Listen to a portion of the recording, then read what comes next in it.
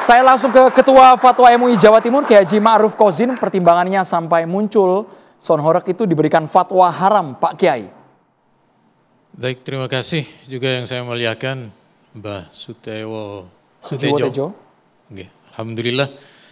Cuma ibaratnya ketika tadi ini murni ranah hukum, ketika beliau mengomentari, ini kalau ibarat di dalam ilmu agama itu ranahnya kemudian diseret ke sufi. Sehingga kemudian segala aspek kemudian kena, cuma karena beliau, andaikan beliau pakai songkok putih misalnya, mungkin sudah menjadi ahli tasawuf mungkin loh. Atur nun. Jadi begini, saya awali ada satu konser musik. Konser musik itu dari dulu kan sudah ada, letaknya itu kan di lapangan. Yang mau mengadakan konser musik, band nasional, band lokal harus berizin ke polisi. Itu harus itu. Anehnya sekarang ada alat musik yang suaranya lebih keras daripada musik konser di lapangan, tiba-tiba diarak di kampung tanpa izin. Tanpa meminta izin ke kepolisian, tanpa memberi pemberitahuan, mungkin boleh jadi dari Mas David, antara Mas David dengan antara pemilik dengan warga mungkin sudah terjadi hal semacam itu, perjanjian. Tetapi yang terjadi di MUI itu ada satu warga. Dia ini tidak pernah diberitahu sebelumnya, tiba-tiba ada truk dengan sound yang begitu besar, keluarganya sakit, Pak. Suaminya sakit dengan dentuman yang besar itu. Dengan dentuman yang sekali lagi saya yakin panjenengan yang tidak, meskipun tadi tidak secara terang-terangan menyebut nama musola masjid, itu orang sakit tidak akan terasa seperti suara masjid ataupun musola dibanding dengan 135 desibel. Mereka ini Pak, keluarga ini Pak, dia sudah bersuara ke Polres, tidak ada jawaban. Sudah bersuara ke Polda, tidak ada jawaban. Datang ke kantor gubernur melalui biro hukum, jawabannya normatif. Warga mana Pak Kiai ini? Kediri. Kami sudah mempertemukan saat itu, memang. Tapi beliau beda kelihatannya, beliau dari casingnya seperti casing horeg tadi ya. Mohon maaf, ngapunten.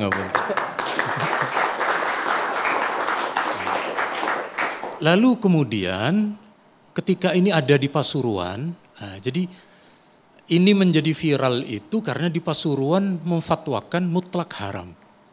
Karena menurut kiai kita yang di Pasuruan itu, sonhoreg dan rangkaiannya itu satu paket. Sehingga haram mutlak. Sehingga kami terjadi diskusi dengan Mas Brewo, Mas David, dan Gus Ali yang lain. Ada konfirmasi, enggak. Itu dancer bukan dari kami.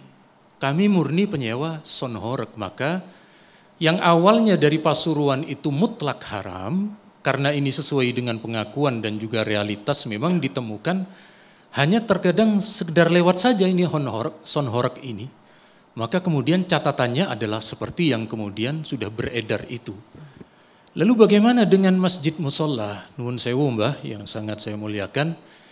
Di keputusan menteri agama tahun 80-an ini, itu sudah ada masjid musola itu hanya baru boleh membunyikan 10 menit sebelum azan son luar. Setelah itu harus kemudian son dalam.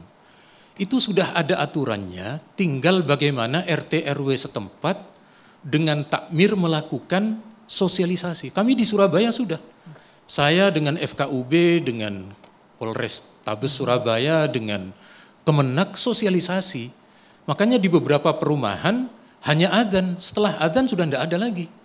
Itu pun adzan tidak terlalu keras seperti yang di perkampungan yang memang masyarakatnya itu sudah bersedia dengan terbiasa. Malah sebagian tempat yang kalau tidak ada adzan mereka bingung. Nah ini juga yang menjadi kesulitan bagi kita.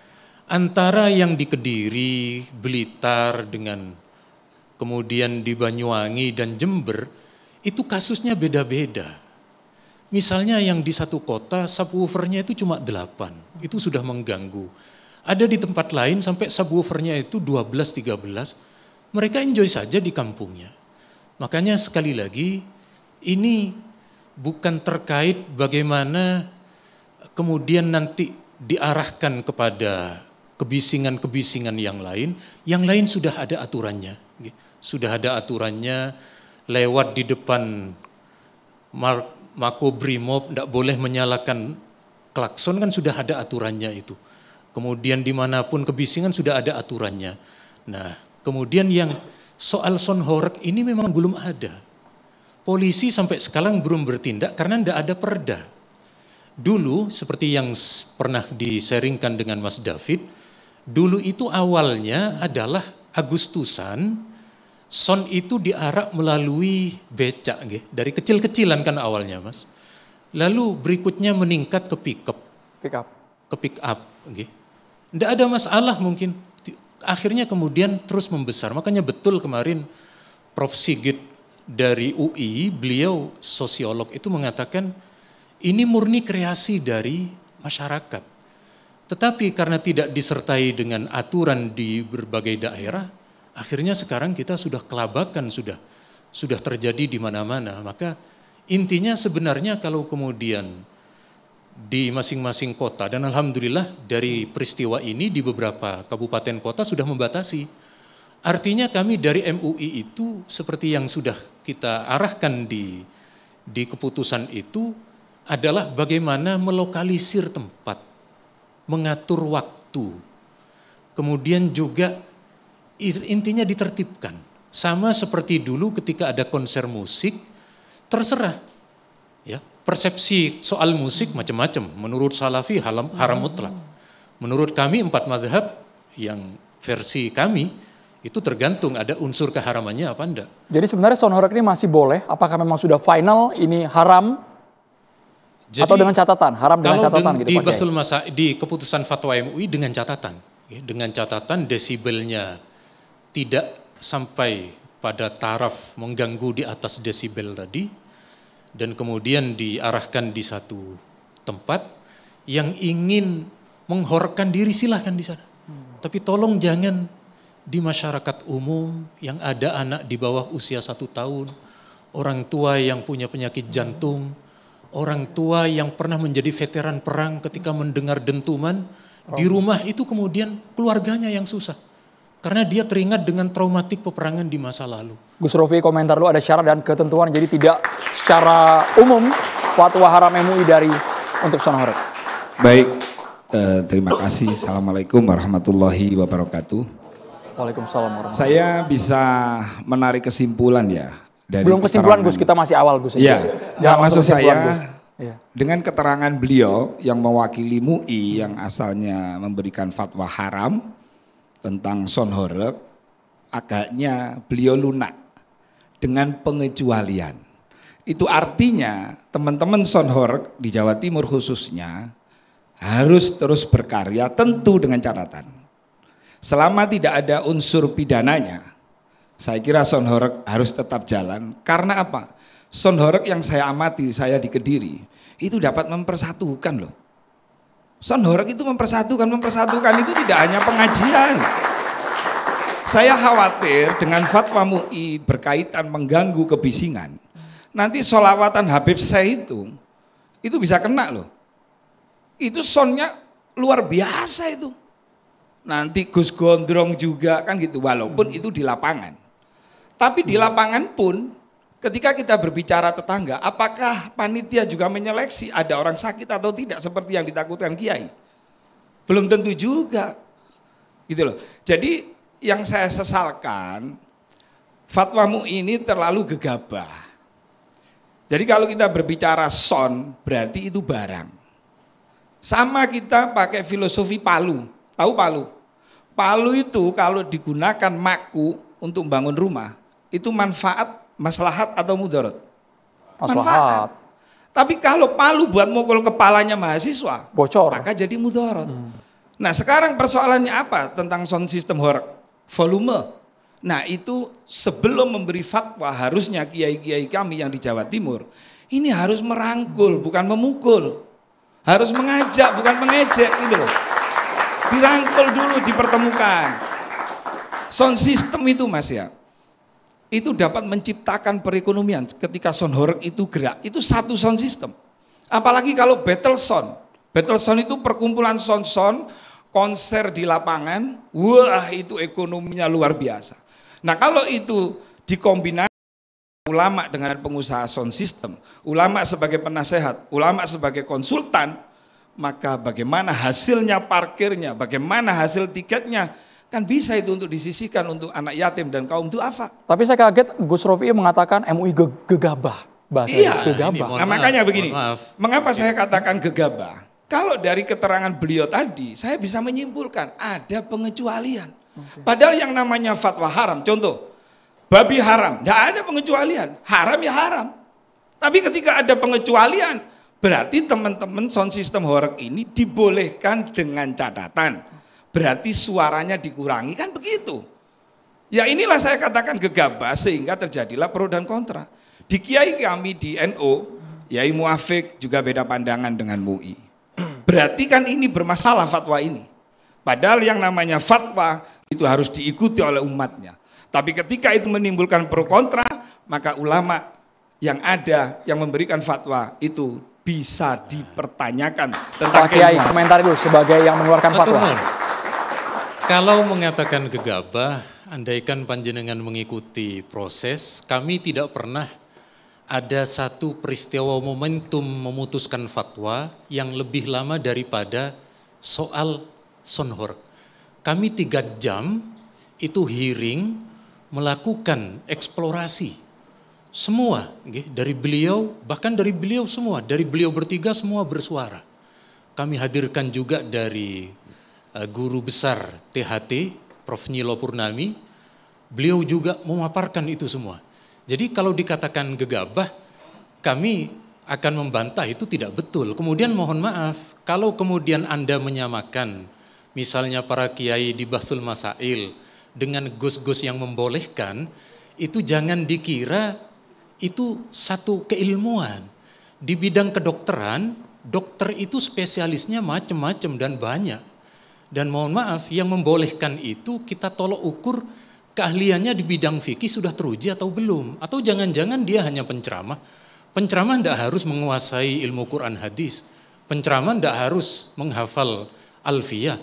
Dia cukup bercerita. Tapi bagi kami di komisi fatwa tidak bisa. Kami sekali lagi kalau kemudian hasil komisi fatwa disamakan dengan hasil dari ceramah beberapa tokoh, itu sama seperti hasil temuan dari dokter kemudian diukur dengan hasil AI misalnya. Jadi mohon maaf.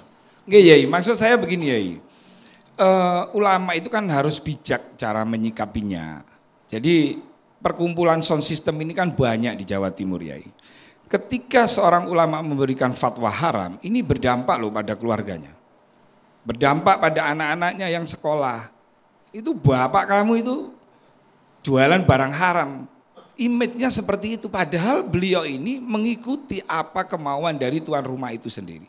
Nah sekarang kalau MUI mempermasalahkan masalah suara karena berhubungan dengan THT misalnya, berarti kan ini ada nasihat. Ulama itu kan memberi nasihat dulu ya, dikumpulkan semua paguyuban sound system, tolong ini berdasarkan masukan-masukan yang ada, termasuk orang sakit dan lain-lain. Nah itu jauh lebih bijak ya. Karena panutan kami ini kan ulama. Ketika ulama menjustifikasi, memvonis haram langsung, nah ini akan mematikan perekonomian termasuk pemilik dari sound system dan dampaknya perekonomian yang ada di daerah-daerah. Nah jujur aja, sound system ini ya, kenapa sih di Timur Tengah itu perang suku, perang antar agama, perang antar golongan? Jawabannya satu, Mbak Yai Sutejo, karena di sana nggak ada sound horeg. Itu aja. Coba kalau ada sound horeg, ya bisa kumpul, bisa guyup gitu. Makasih. Saya nanya, waktu di kumpul-kumpul itu selain Mas David, apa Brewo ada diundang juga? Ada Mas Brewo ada. Dari Blitar kalau nggak salah ada Vasco Senggok ya? Ya, Itu memang diundang? enggak Fatu Senggok, terus beli Kediri BJ sampai itu masih Boleh itu pakai diundang mic, nggak? Gus. Diundang nggak? Sebenarnya Pak Brewok juga kita undang ya, Mas David, tapi tidak Iya, bersedia. kalau Yang bersedia Mas kalau David. saya enggak punya sound, saya punya restoran Kampung Family Pak Sutejo. Enggak, Cuman untuk apakah sudah representatif yang diundang itu aja sih. iya. Apa BJ apa yang terkenal Kediri ya? BJ Hunter, BJ. Ah iya. Oh, BJ Hunter. Jadi maunya saya daripada fatwa ini menimbulkan pro kontra termasuk di ruangan ini, berarti kan kurang komunikasi yang baik. Toh teman-teman sosistem pengusaha ini rata-rata intelektual kok orangnya. Kalau itu diajak omong nggak bakalan terjadi pro kontra seperti ini gitu loh. Ini hiburan rakyat cuman perlu dikemas, perlu dipoles, perlu dirangkul. Seperti itu. Terima kasih. Pak Kiai, tanggapi dulu boleh Pak Kiai. Oke, jadi pada intinya ini karena di Jawa Timur memang sedang merebak, lalu kemudian sampai ke beberapa daerah di Jawa Tengah misalnya, itu aturannya sudah ditegakkan dulu. Jadi intinya, kalau kemudian dari dulu misalnya di masing-masing kabupaten kota itu aturan perda misalnya, ataupun pergub, ataupun regulasi yang lain sudah ada, dan polisi sudah bisa mengamankan, tidak perlu kami dari MUI kemudian sampai terlibat semacam ini. Jadi sekali lagi, karena memang mohon maaf Mbah, jadi perlu kita sebut seperti tadi. Saya pernah mendengar dari anggota dewan, memang beberapa pejabat kita itu ketika ada orang melanggar 1-2 itu dibiarkan dulu. Baru nanti kalau sudah melanggar banyak, baru digusur. Nah semestinya kan sejak awal itu sudah dibuat regulasi, sudah diatur, sehingga kemudian ini tidak sampai berkecamuk seperti sekarang. Nah kalau kemudian sekarang sudah seperti ini, kami yang sudah di MUI sudah melalui prosedur yang tepat, di luar masih dikritik. Jadi, tapi tidak ada masalah matur nuwun. Yang terpenting dari teman-teman Mas David dan lain sebagainya sebenarnya sudah sudah hampir reda sebenarnya di Jawa Timur, tetapi di media sosial memang tidak pernah selesai. Mas David ingin menyampaikan sesuatu ke MUI? Ya, sebenarnya kami ini mau diatur, tapi tidak mau dilarang. Mungkin seperti itu. Kan bahasanya seperti itu. Kita mau diatur, tapi jangan sampai dilarang. Karena banyaknya orang yang memang menggantungkan hidup daripada kegiatan Sonhoreg ini, sangat banyak sekali.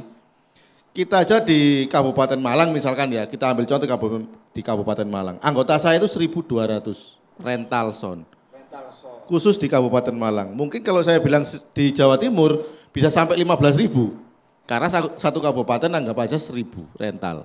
Real. Ini. Jadi maksud Mas David ketika ada cap haram tersebut akan ngefek banget ke semua anggota? Pasti sangat ngefek. Cuman ya itu tadi kita kembalikan lagi, kita mau diatur tapi jangan dilarang. Kalau masalah itu. Pengusaha Sonhoreg mau diatur tapi tidak mau dilarang. Ditanggapi sesaat lagi, Ustadz Dery Sulaiman juga harus berkomentar sebagai penceramah yang juga musisi dan juga dokter THT. Hanya di catatan Demokrasi Pemirsa.